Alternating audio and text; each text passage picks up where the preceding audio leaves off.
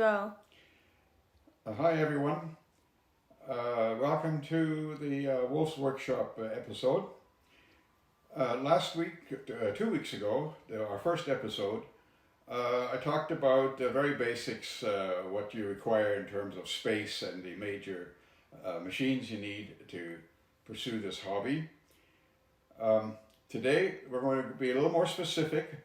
We're going to talk a bit about how you select a lathe, how do you evaluate it, and to keep it within a reasonable cost, say between $3,000 to $5,000. You could easily spend double that, but I'm going to show you what you can do for a lathe that mine cost about $3,500. One thing that I need to point out is what I'm going to show you is how I am doing things, just as a demonstration, as an example. I'm not recommending any equipment, and I'm not also recommending my methods as being the safest. The viewers who want to follow any of this are entirely do this at their own risk. I don't assume any liability in terms of the safety aspect of it. I will point out the hazards and how to do it safely, but I'm not recommending it. I'm just showing you how I do it. And with that, I think we can go downstairs, okay? Go. Welcome to our shop. We're going to talk about the lathe today. However, before I do that, I'd like to introduce my producer, my grandson, Ewan. Ewan, you want to come in here and let the people see who we are? Okay? Come here, Ewan. Ewan is truly an electronics expert. There isn't anything electronic that he hasn't been able to solve here. And he also is doing these videos, and I must say he's doing an excellent job. Besides that, you have your own site, what do you call it? YouTube channel. Pardon? YouTube channel. The YouTube channel, Apple Brain. The Apple Brain, yeah. Where you play your guitar and sing songs. So he's quite a talented guy. He's indispensable to me. So thank you very much, Ewan. Now I'm going to talk about the lathe, okay? We're going to be talking about the lathe now. This is about the size with which you can do some serious work, all the different operations that can be done on a lathe, turning, facing, between centers, threading, you name it. These lathes cost anywhere between $3,500 to maybe $5,000. One important feature to look for that they don't talk about much is that you have a variable speed. That's a very important feature. We won't start it up right now, I'll do that later, but yeah. The important things is not so much the speed range, the advertised speed range. People look, of course, for the larger ranges they can get and want a high speed. You rarely use the high speed because at the high speed, the machine has very little torque, so you can't do much cutting. You can do small diameter work, you can do maybe to get a good finish, but if anything over, I'd say, 1 inch in diameter, you need to go at a lower speed because you need the torque. And the other thing that is important is the overall weight of the machine. This one weighs approximately 500 pounds. That's a good weight. You can still bring it downstairs. We did it in pieces, but it can be done in one piece too, with some help.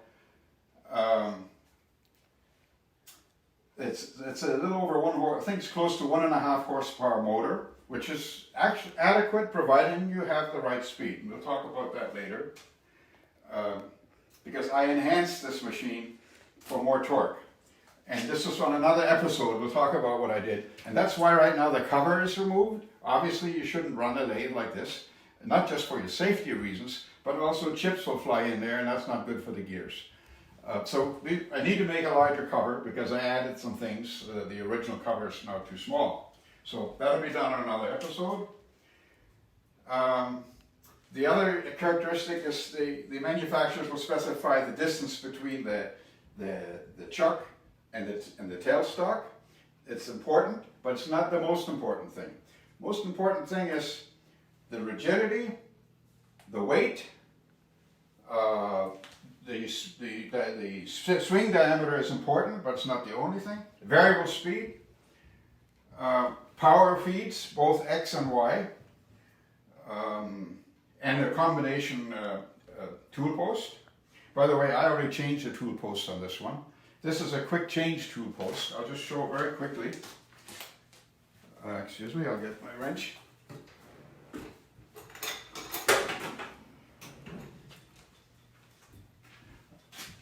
This one allows you to take, if you want to change a tool, you just slide it off. It's preset to the right height, so I don't have to do that every time. You preset it here. This is the adjustment. You just drop it in. You drop it in to the right height and you lock it and you're good to go. So matter of fact, I'll do a little short run here just to make it interesting.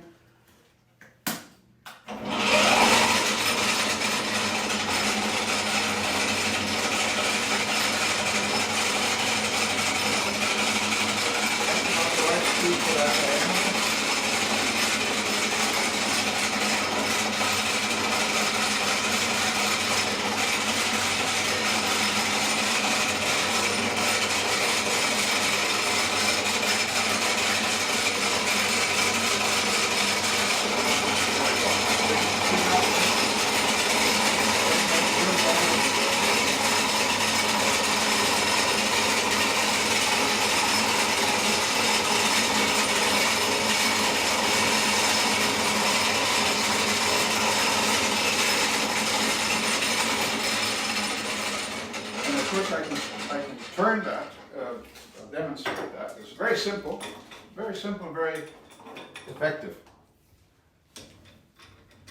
Turn this in any position I want and tighten it. And it gets very tight. I had to change the post because the threads were different sizes. It's all done now. So it's more or less square there now. That doesn't have to be dead square, as long as it's solid and doesn't move. And of course I can change my tools, which I have set up here. What I do is, for whatever job that I'm planning to do, I'll figure out what tools I'm going to need, put it all in this tray. Right now, this is if I want to use a different tool, you just slide it in there. There to the right height, which I preset before, and you tighten it, you're ready to go. Now, you wonder what this is, Ewan? Yep. You saw that in the last episode, right? Mm-hmm. Okay. I have all the tools I'm going to need for a certain job on this tray. This allows me to bring my tools where I want them without having to reach too far every time. And this is quite stable, this scissor structure. This is if I only come out about a foot, it's quite rigid. And if I want to go a little further, this is about as far as we can go. So now I have it really handy. I got everything here. Here's my chuck key, tightening the tools, changing cleaning tools. If I need to make a center hole, I can change the chuck. I have a few drills that I need, 2 or 3 sizes, depending what the job is that I'm doing. So that's how that works. And also it's handy. I can move it in here when I'm working on the bench. The things are right there. And when I don't need it, I just put it against the wall and put my tray wherever it's out of the way. Where do you get that, Opa? Yeah, this is actually just a clothes dryer rack that I turned on its side, because I know from my experience with scissors, the scissor is quite strong in this direction. It's more flexible in the direction of the extension, but at right angles to the extension, it's amazingly sturdy. And it's a very light structure, and I think I bought this in a hardware store for $29.95, and I modified it a little bit. And then it's right out of the way. All right, back to the lathe.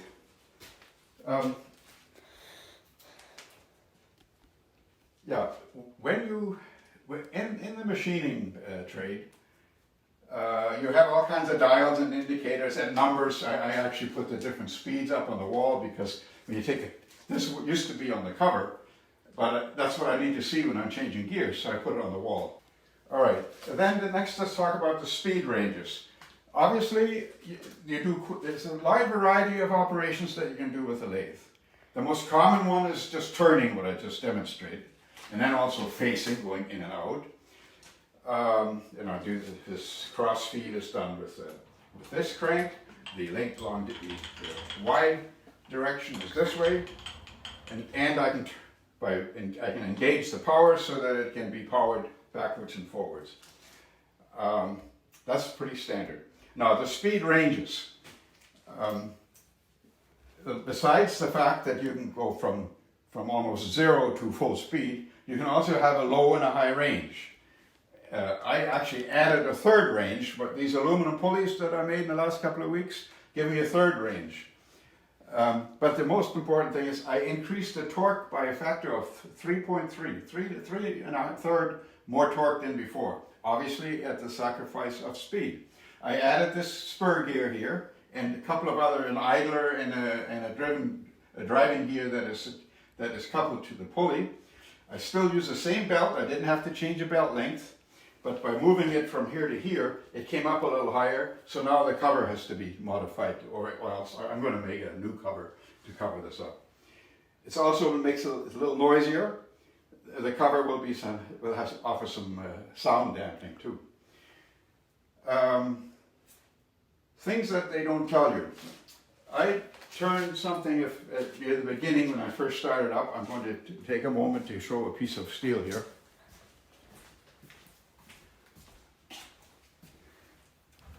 I did a few practice runs, and you can see here. I'll go over here. Can you show us? You can see here I had a fairly good finish, but then I got some shatter, and here was really bad. Does that show up properly? Yep. It shows up decently bad, but it's really rough here. Yeah. No matter what I did, I tried different speeds. I tightened everything down. I couldn't get rid of the shatter. I almost thought, gee, I'm going to have to live with this. But then I found out something that I didn't appreciate. They do talk in the manual about the fact that once in a while, maybe once a year, you have to check your bearings and maybe repack them for lubrication, and that you have to adjust the bearings. And so I just tried it, and sure enough, by moving and making sure that I ignore the bit of play in the drivetrain, obviously that has some play, but there can be no movement whatsoever in the bearing.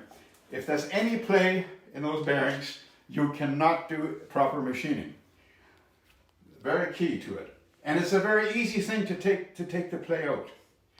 There are two large tapered bearings that hold the spindle. The bearings have to be large for two reasons. Number one, to take the forces and absorb the loads without too much deflection. And number two, you have to allow, there's a hole through the spindle, or hollow spindle, to allow you to feed a tube or a bar through here. So that's common for every lathe. As a matter of fact, that's one other good measure of the capacity of your lathe, is the diameter of the material that you can feed through the hollow spindle. You see that right here? I think this one is just under 2 inches, maybe 1 7/8. So by loosening this nut, with the tapered roller bearings, it's just like the wheel bearings in a trailer or the front wheel of your car before the front wheel drive. You could take up the play very, very effectively by tightening up, I don't mean the finger tight, the bearings to take the play out of it. And they're very robust, and it'll, once you get it set up right, it will stay that way. It'll take a long time before it has to be adjusted again for wear. So the moment I tighten that up a bit, you really don't even have to take anything apart. You just turn that, tighten it up a bit, and the difference in the machining and the quality of the finish is unbelievable. So that's a very important thing. Obviously, everything else has to be tightened down. Everybody knows that. Because of the different travel, the X and Y, and then also here the compound rest, it increases the heights from the ways, this is the bed of the lathe, to the center of the spindle, and that makes everything a little bit more, you can expect more deflection this way. So That's why it's very important to have the tool post tight, tighten up on the gibs, the slides, so there's no play there, and you'll get very good results.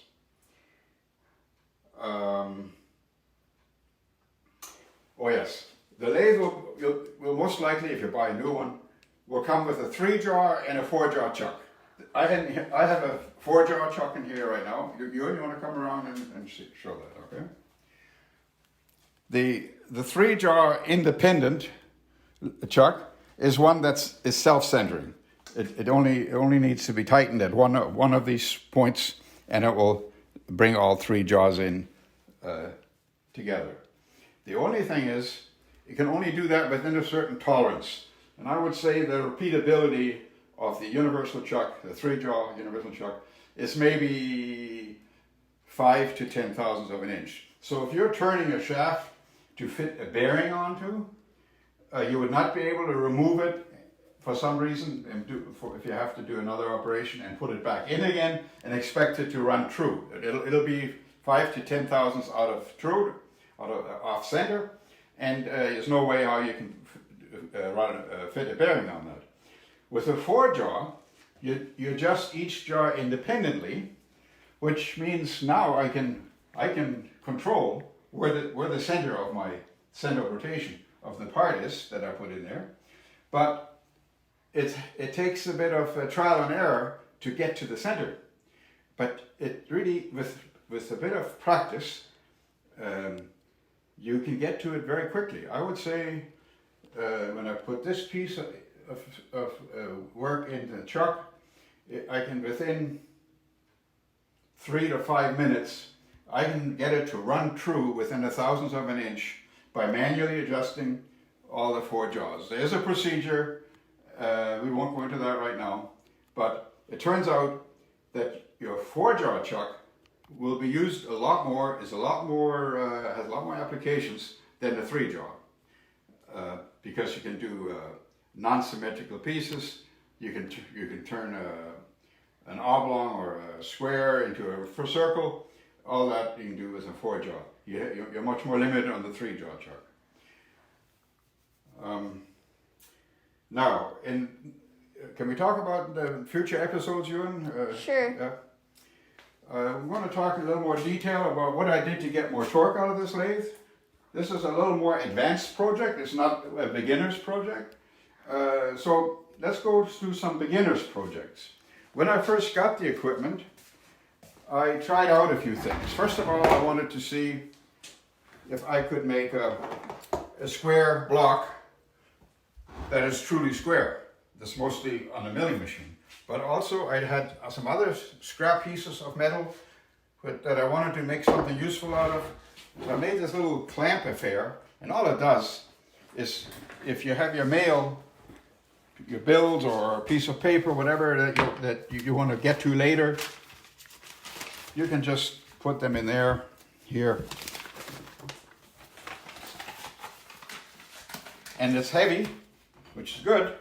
Won't fall over. I can move it around the table and it'll stay there. And I can look at it. And also I put my iPad in there too, but obviously I don't clamp the iPad. It's just very loose. So I made this thing. And this was actually done half on the milling machine, half on the lathe. I bored this out first with a large drill, and then we bored it. And also I drilled a hole and threaded this. And this threading, I don't know if you can get a tap that size. I did it on the lathe. And this is where the 4-jaw chuck comes in. Obviously this part, which is a bronze material, very nice, easy to machine, that's a pure lathe job, threading and so on. But this here was done on a 4-jaw chuck, and we drilled it and threaded it. So this is actually was one of my first pieces. Has kind of an interesting use that people normally wouldn't know what this is until you show them what you can do with it. I have another one a little bit bigger. It's upstairs. Maybe if you're interested, I'll show the other one. But this was made out of scrap pieces that I had. I didn't go out and buy material for this. I said in my last episode, if you have a good relationship with a few local machine shops, you can get scraps for a fraction of what it would cost if you go to a material distributor. Oh, yes, I got one more thing. This here is a fly cutter. You know that? Simple little fly cutter. I believe it came with my tag lathe, which is small little, I call it jeweler's lathe. Yeah, show it right up there. Okay. Good. That's it. Sorry, it's hard to reach, Yeah. considering That's I'm what only got 5 everything feet tall. started. So a fly cutter is a very handy, simple little way to get a good flat face like this. This was all done with a fly cutter. This was a rough piece of steel, very rough, hot rolled, and I think it was flame cut, so you can imagine it, very rough. So we got it on all 6 sides. But it comes with a, pardon me, I got most of my other tools, very common, are held inside a collet. But this little fly cutter is the spindle is threaded into it. So I'm going to take it out.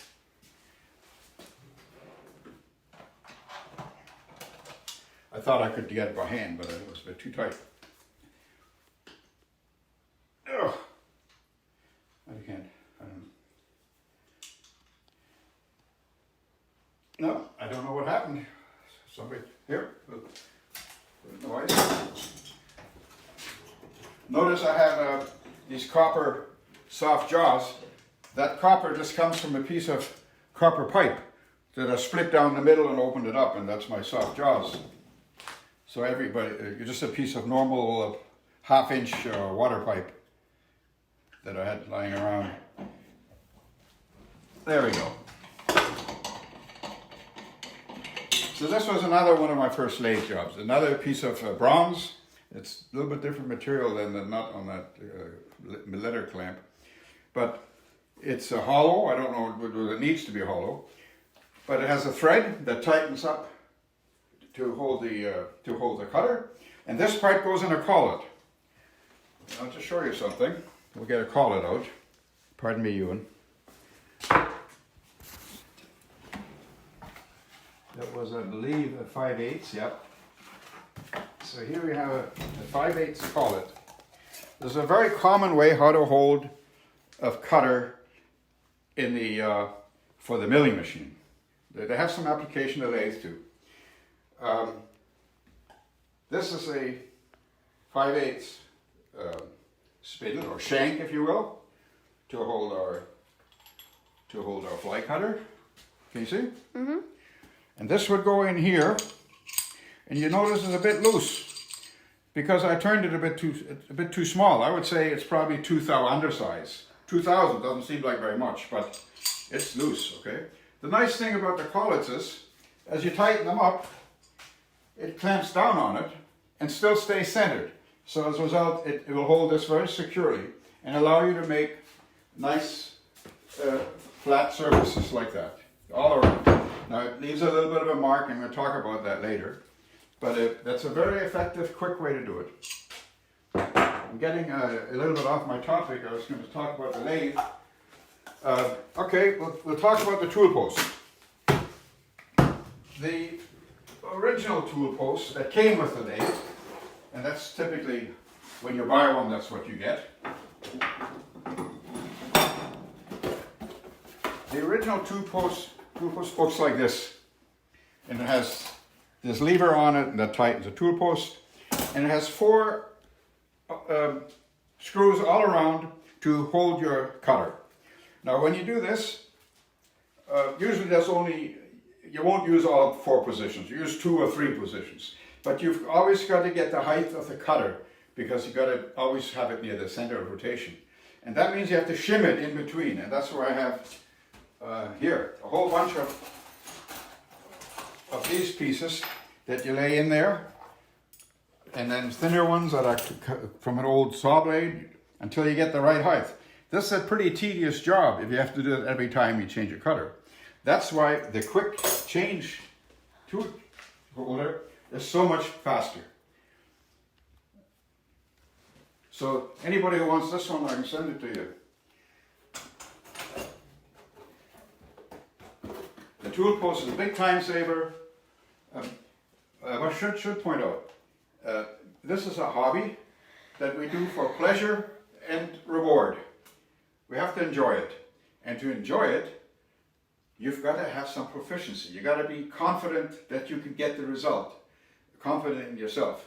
You've got to start with a few easy things, learn from them, and gradually you can do more complex and much more interesting projects. But you've got to get a certain level of proficiency, otherwise you have too many, the road to success is too long. You need to get a reward, but you need to also put some effort and some discipline. I think it's an excellent hobby because of the fact that it's challenging. It's not easy to turn things to within a thousandth of an inch or bore them or whatever it is.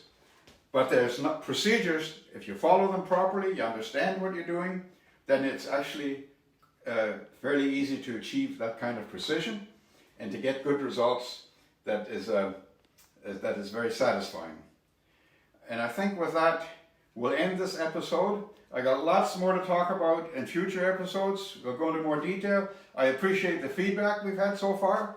And also, I'd like to know what you really want to know, what I can tell you about. There's a lot of, we can go into a lot of detail about machining procedures, lots of videos on that. Mine is more focused towards the home shop and a variety of things and the end result. We're going to talk more as we get along about complete projects from beginning to end. I start off often with some sketches. We'll show a little bit, Ewan.